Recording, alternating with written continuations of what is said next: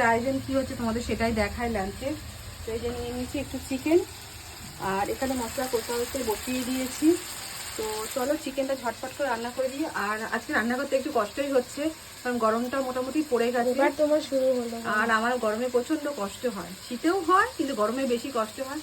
তো ঝটপট ঝটপট করে রান্নাটা করে নিই। কোকোর খাবার হয়ে গেছে। শুধু কষা করবে? এটা আছে শুধু চিকেন কষা করব। হ্যাঁ, ওই জন্য একটু রিচ রিচ রান্নাটা হবে। তো আমার হাজবেন্ড বললো যে একটু ভালো করে কষে টষে রান্না করে খাওয়াতে, তাই খাওয়া হয়ে গেছে।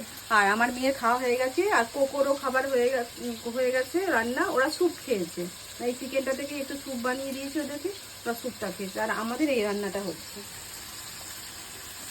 তো এই যে দেখো রংটা কেমন হয়েছে, লাল লাল। এই লাল লাল রংটা না হলে না আমার হাজবেন্ডের মুখে খাবার ওঠে না, বুঝতে পারছেন? বাচ্চা কি করবে।